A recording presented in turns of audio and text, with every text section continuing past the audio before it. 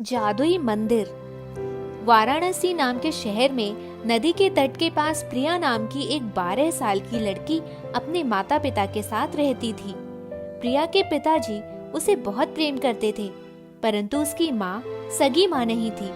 प्रिया की माँ का देहांत 4 वर्ष पहले हो गया था और 2 साल पहले ही प्रिया के पिता ने एक दूसरी महिला के साथ विवाह किया ताकि प्रिया को माँ की कमी महसूस ना हो। प्रिया की सौतेली माँ उससे प्यार नहीं करती थी। प्यार न करने तक तो ठीक था, परंतु पिता के घर पर ना होने पर वह प्रिया को काफी तकलीफ भी देती थी। घर के सारे काम 12 साल की छोटी प्रिया को ही करने पड़ते थे। उसकी सौतेली माँ अपने पति के सामने प्रिया से प्यार करने का ढोंग भी बहुत अच्छे तरह से करती थी। अरे प्रिया, तू कोई काम ठीक से नहीं करती, चल फिर से झाड़ू मार कर दिखा। प्रिया दुखी होकर झाड़ू मारने लगती है। उसे माँ की कमी बहुत महसूस होती है। वह अपने सौतेली माँ के अत्याचारों और दुर्व्यवहार के बारे में अपने पिता को नहीं बताती, क्योंकि वह नहीं चाहती कि उसकी वजह से दोनों के रिश्ते में कोई दरार आए। एक दिन प्रिया बाहर जाने वाली थी। अरे प्रिया सुनो, तुम बाहर जा रही हो तो बाजार जाकर कुछ फल भी ले आओ। पर माँ, मैं तो अपने मित्रों के साथ खेलने जा रही थी। वैसे भी अपने घर में पर्याप्त फल है। ये फल तो कल तक जरूर चल जाएंगे। मुझसे जबान मत लड़ाओ, जाकर चुपचाप बाजार से फल लेकर आओ। ठीक है माँ, मैं फल लेकर आती हूँ। मैं किसी और दिन अपने मित्रों के साथ खेल लूंगी। इसी तरह बहुत बार प्रिया की माँ उसे जब भी खेलना होता था किसी न किसी काम में उलझा देती थी। वह बस यही चाहती थी कि प्रिया बस घर के काम करती रहे और प्रिया की खुशी से उसे कोई लेना देना नहीं था। प्रिया अपना सारा दर्द भगवान की भक्ति में लीन होकर भूल जाती थी। वह बहुत धार्मिक थी और यही उसकी सबसे बड़ी शक्ति थी। जब भी उदास होती, भगवान को याद करती। उसे भगवान की तस्वीर में ही अपनी माँ नजर आती थी। एक बार तो प्रिया की माँ ने हद कर दी। प्रिया जब स्कूल जाने के लिए तैयार होकर निकल रही थी तो वह उसे रोकती है। प्रिया, आज तुम स्कूल मत जाओ, मुझे तुमसे कुछ सब्जियां मंगवानी है और उसके बाद घर की सफाई भी करनी है। माँ, सब्जियां तो मैं बाद में भी ला सकती हूँ। कृपा करके मुझे स्कूल जाने से मत रोकिए। एक दिन स्कूल नहीं जाओगी तो फेल नहीं हो जाओगी। अब जल्दी जाओ और सब्जियां लेकर आओ। आने के बाद तुम्हें घर भी साफ करना है। प्रिया न चाहते हुए भी माँ की बात मान लेती है, परंतु वह बहुत उदास हो जाती है। बाजार से सब्जियां ले आती है और घर का सारा काम कर देती है। उसके बाद जब माँ दोपहर को सोती है तो उदास होकर प्रिया एक तालाब के पास जाकर बैठ जाती है। प्रिया भगवान जी से कहती है, भगवान जी, मैंने तो कभी किसी का बुरा नहीं किया, तो मेरी माँ मुझसे इतना बुरा व्यवहार क्यों करती है? आज तो मुझे मेरा स्कूल भी छोड़ना पड़ा। पता नहीं वह मुझसे कब प्यार करेगी। क्या मैं इतनी बुरी हूँ कि माँ मुझसे इतनी नफरत करती है? क्या मुझे मेरी माँ कभी प्यार नहीं करेगी? ऐसे अनेक विचार प्रिया के मन में आते हैं। थोड़ी देर वहाँ बैठने के बाद प्रिया को याद आता है कि उसकी माँ के जागने का समय हो गया है। उससे पहले वह घर चली जाए, वरना माँ फिर से गुस्सा हो जाएगी। थोड़ी देर उदास होकर वह फिर से घर चलने के लिए निकल पड़ती है। जैसे ही वह तालाब से चलने के लिए उठती है, उसे एक बहुत छोटा सा लेकिन अत्यंत सुंदर मंदिर दिखाई देता है। आसपास देखती है तो उसे कोई दिखाई नहीं पड़ता। वह सोचती है कि इस मंदिर को क्यों ना घर पर ले चला जाए। उस मंदिर को घर ले जाती है, उसे साफ करके बड़े प्यार से रखती है। मंदिर के आने के बाद जब भी प्रिया की माँ उसे कोई काम देती तो प्रिया के करने से पहले ही वह काम अपने आप हो जाता था। प्रिया, बाथरूम में जाओ और सारे कपड़े धो दो। ठीक है माँ, मैं जाकर धो देती हूँ। प्रिया जब बाथरूम में जाती है तो देखती है कि सारे कपड़े पहले से ही धुले रखे हैं। इतना ही नहीं, जब वह खाना बनाने जाती है तो पहले से ही सारा खाना बना हुआ होता है। जब उसकी माँ उसे फल लाने भेजती तो जैसे ही वह घर से बाहर निकलती तो फल रखे होते हैं। प्रिया का जैसे हर काम चुटकी बजाते हो रहा था, पर उसे पता नहीं लग पा रहा था कि यह काम कैसे हो रहा है। प्रिया की माँ भी इस चीज पर गौर करती है कि आजकल प्रिया सब काम जल्दी जल्दी कैसे कर रही है। वह प्रिया के कमरे में जाती है तो देखती है कि उसके पास एक सुंदर सा मंदिर है। प्रिया, जरा यहाँ जल्दी आना। हाँ माँ, अभी आई। प्रिया, यह मंदिर तुम कहाँ से उठा कर लाई हो? कहीं चोरी करके तो नहीं लाई? नहीं माँ, मैंने मंदिर की चोरी नहीं की। मुझे मंदिर तालाब के तट पर मिला। कामचोर और आलसी तो तू थी, पर अब झूठ भी बोलने लगी और चोरी भी करने लगी। नहीं माँ, मैंने चोरी नहीं की, ना मैं झूठ बोल रही हूँ। कृपा करके मुझ पर विश्वास करो। आज तुझे मैं ठीक करती हूँ, लगता है तू मार खाकर ही रहेगी। जैसे ही प्रिया की माँ उसे मारने जाती है तो मंदिर से देवी प्रकट होकर बाहर आती हैं। मूर्ख औरत, तेरी हिम्मत कैसे हुई इतनी प्यारी बच्ची के साथ इतना दुर्व्यवहार करने की? यह बच्ची हर दुआ में सिर्फ तेरा प्यार चाहती है और तू इसे सिर्फ तकलीफ देना चाहती है। तेरे सताने के बावजूद भी यह सिर्फ और सिर्फ तेरा प्यार चाहती है। कोई सगी माँ से भी इतना प्यार नहीं करता होगा जितना यह तुझसे करती है। इसका तूने यह बतला दिया। यह बेचारी तो अकेले तालाब पर बैठी रो रही थी और उससे भी सिर्फ तेरा प्यार चाहिए था।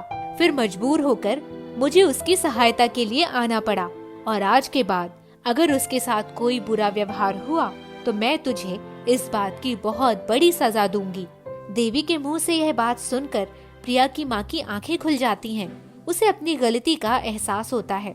देवी, आपने मेरी आंखें खोल दी। अब मैं प्रिया को अपनी बेटी मानूंगी। मुझे पता ही नहीं चला कि मैं इतनी बुरी कैसे हो गई। 12 साल की लड़की के साथ दुर्व्यवहार करने लगी।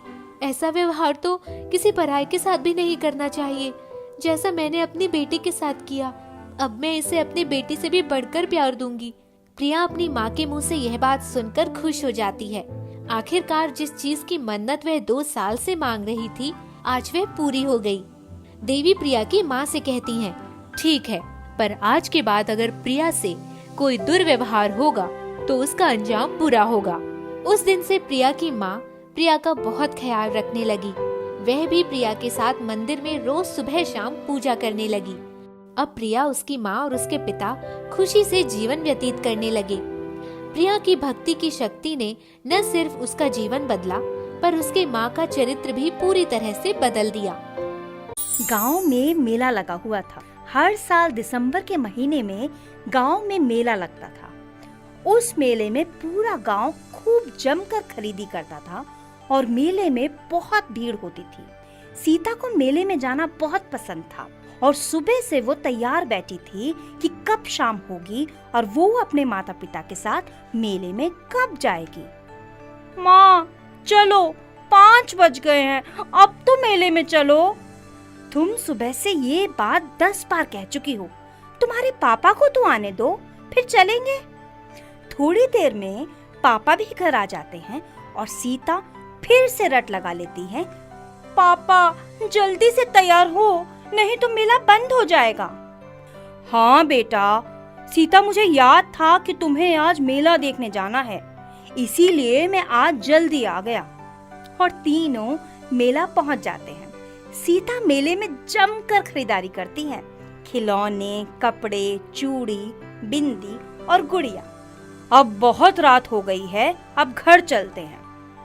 हाँ पापा, मैं भी बहुत थक गई हूँ। तीनों वापस घर आ जाते हैं। घर आकर सीता को याद आता है कि मैंने जो कंगन मेले से खरीदे हैं, वो तो मैंने पहनकर देखे ही नहीं कि वो मुझे आ रहे हैं या नहीं। वो तुरंत कंगन निकालती है और पहनकर देखती है। कंगन बिल्कुल सही उसके हाथों में आ जाते हैं और वो खुश हो जाती है। कंगन उतारने लगती है तो उसकी माँ कहती है कि बेटा, अब ये कंगन पहने रहो, क्योंकि ये कंगन तुम्हें बाद में छोटे हो जाएंगे। ठीक है माँ, मैं कंगन रोज में पहने रहूंगी। तीनों खाना खाना शुरू करते हैं, लेकिन ये क्या, जैसे ही सीता रोटी को हाथ लगाती है, रोटी सोने की हो जाती है। तीनों की आंखें देखकर फटी की फटी रह जाती हैं कि ये क्या हो गया। सीता के पापा रोटी उठाकर देखते हैं, अरे ये तो सोने की रोटी हो गई, ये कैसे हो गया। तीनों को कुछ समझ नहीं आ रहा था कि ये क्या हो रहा है। फिर से खाना शुरू करते हैं, लेकिन सीता जिस भी चीज को हाथ लगाती वो सोने की हो जाती है। सीता की माँ समझ जाती है कि कंगन में ही कोई बात है। कंगन को निकालना। सीता कंगन निकाल कर देती है और खाना खाना शुरू करती है। इस बार खाना सोने में नहीं बदलता। अब तीनों समझ जाते हैं कि ये कंगन साधारण कंगन नहीं है। बेटा सीता, स्कूल में किसी को मत बताना। ठीक है, स्कूल में किसी को भी और पड़ोस में भी किसी को भी ये बात नहीं बताऊंगी। सीता के माता पिता और सीता बहुत ही सीधे साधे लोग थे। वो कंगन का प्रयोग केवल अपनी जरूरतों को पूरा करने के लिए करते थे। कुछ दिनों बाद सीता के मामा मामी आते हैं। लगता है जीजा जी का काम अच्छा चल रहा है, घर की तो दशा ही बदल गई है। हाँ मामा जी, मेरे पिताजी दिन भर मेहनत करते हैं। सीता की मामी बहुत चालाक होती है। उसे ये बात हजम नहीं होती कि मेहनत से इतना पैसा कमाया जा सकता है, तो चुप चुप कर तीनों की बातें सुनती रहती है। एक दिन उसे इस राज का पता चल जाता है। अगले दिन सुबह, चलो दीदी, आज हम लोग अपने घर वापस जा रहे हैं। अरे, तुम लोग 2 दिन पहले ही आए हो। अरे दीदी, मैं इसको मना कर रहा हूँ पर ये मान ही नहीं रही। मामी रुक जाओ ना। सब रोकते हैं पर मामी नहीं मानती और चली जाती हैं। मामा जी भी चले जाते हैं। शाम को तीनों खाना खाने बैठते हैं और सोने जाते हैं। सीता, कंगन देख लो, सही सलामत हैं या नहीं। ठीक है माँ। सीता कंगन देखने जाती है, पर ये क्या, कंगन कहीं दिखाई नहीं देते। माँ जल्दी आओ, कंगन कहीं भी दिखाई नहीं दे रहे। अरे, कंगन कहाँ चले गए? मैंने तो यहीं संभाल कर रखे थे। दोनों की आवाज सुनकर पापा भी आ जाते हैं और तीनों मिलकर पूरे घर में कंगन ढूंढते हैं, लेकिन कंगन कहीं भी नहीं मिलते। माँ को समझने में जरा भी देर नहीं लगती कि ये काम किसका है। रहने दो सीता, मत ढूंढो, मुझे मालूम है कंगन कहाँ है। कहाँ है माँ? तुम्हारी मामी ने चुरा कर ले गई हैं। मुझे वो कंगन वापस चाहिए माँ, आप मामी से वापस मंगवाइए। सीता की माँ अपने भाई को फोन लगाती है और कंगन के बारे में पूछती है और कहती है कि वो कंगन मुझे वापस चाहिए। लेकिन मामा मामी मानते ही नहीं कि कंगन उनके पास है। थक हार कर सीता की माँ और पापा कंगन के बारे में सोचना छोड़ देते हैं। लालची मामी कंगन से बहुत सारा सोना बना लेती हैं और बहुत ऐशो आराम से जीने लगती हैं। एक दिन वो कंगन उतारना भूल जाती हैं और कंगन पहने हुए ही अपने बेटे को छू लेती हैं। छूते ही बेटा सोने का बन जाता है। वो बहुत रोती हैं, बहुत पछताती हैं, बहुत कोशिश करती हैं कि उसका बेटा उसे वापस मिल जाए, पर ऐसा नहीं होता। कंगन लेकर सीता के घर जाती हैं और बोलती हैं, ये कंगन वापस ले लो, मगर मेरा बेटा पहले जैसा कर दो। ये हमारे हाथ में नहीं है, तुम्हें इतना लालच नहीं करना चाहिए था, सब तुम्हारे लालच का ही नतीजा है। जादुई कमरा। यश के पापा का नई जगह ट्रांसफर हुआ था। कंपनी ने जो घर उनको दिया था उसका एक कमरा बहुत ही अजीब सा था और गंदा भी था। इसीलिए यश की माँ ने यश को उस कमरे की तरफ जाते देख यश को टोका। यश, उस कमरे में मत जाना। क्यों माँ, इस कमरे में क्यों नहीं जा सकते? बेटा, ये कमरा अभी साफ नहीं है, इसलिए ये कमरा मेरा होगा माँ। कमरा छोटा और घर के बीच में था, तो माँ ने सोचा कि चलो ठीक है, घर के काम के साथ साथ यश को भी देख पाऊंगी। ठीक है बेटा, ये कमरा तुम्हारे लिए साफ करवा देती हूँ। यश को पहली बार अपनी खुद का कमरा मिल रहा था। उसकी तो खुशी का ठिकाना ही नहीं था। माँ, मुझे आज ही एक कमरा चाहिए, जल्दी साफ कर दीजिए ना। नहीं बेटा, आज नहीं कल, क्योंकि आज मुझे बहुत सारे काम हैं, कल कर दूंगी। नहीं, मुझे आज ही एक कमरा चाहिए। यश की माँ ने यश को जोर से डांटा और जाकर खेलने के लिए कहा, लेकिन यश का पूरा ध्यान तो कमरे की तरफ था। जैसे तैसे दिन बीता और रात हुई। यश तो जैसे रात का ही इंतजार कर रहा था। उसने देखा कि माँ पापा दिन भर से घर की व्यवस्था करते करते थककर गहरी नींद में सो चुके हैं। वो धीरे से उठा और कमरे की तरफ जाने लगा। उसने सोचा कि सुबह तक कमरा साफ करके अपने खिलौने आदि रख लूंगा। उसने कमरा खोला और साफ करने लगा, पर कमरा बहुत ज्यादा गंदा था। थोड़ा साफ करते ही यश भी थक गया। उसे पता ही नहीं चला कि वही कमरे की जमीन पर उसकी आंख लग गई। यश, कहाँ हो तुम? यश, यश! यश की माँ ने यश के पापा को घबराकर उठाया। दोनों से ढूंढने लगे। उस कमरे को छोड़कर पूरे घर में खोजा, पर यश का कहीं पता नहीं चला। अचानक यश की माँ की नज़र उस कमरे के दरवाजे पर गई। उसकी कुंडी खुली थी। माँ ने सोचा कि यहाँ भी देख लेना चाहिए। उन्होंने जैसे दरवाज़ा खोला तो चकित रह गए।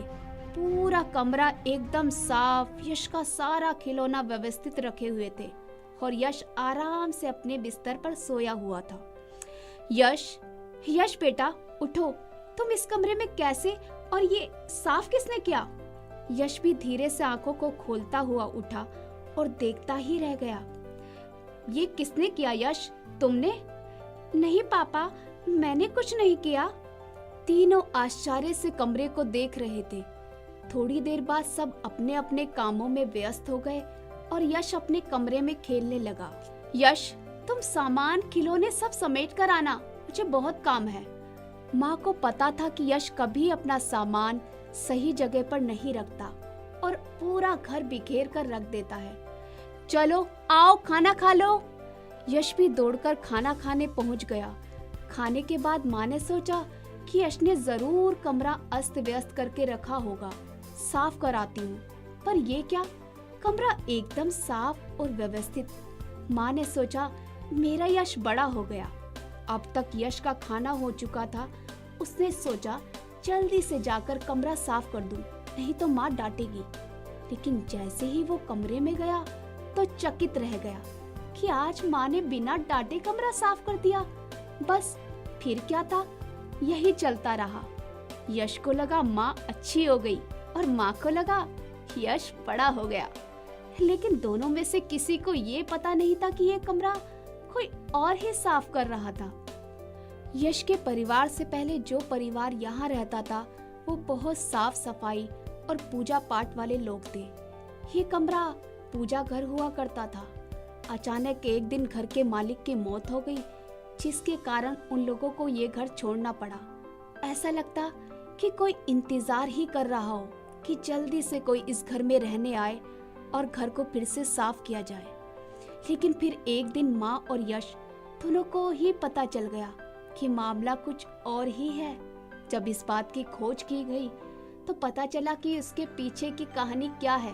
लेकिन किसी को कुछ नुकसान नहीं हुआ। तो जैसे चल रहा था वैसे ही चलता रहा और सब खुशी से जीवन व्यतीत करने लगे।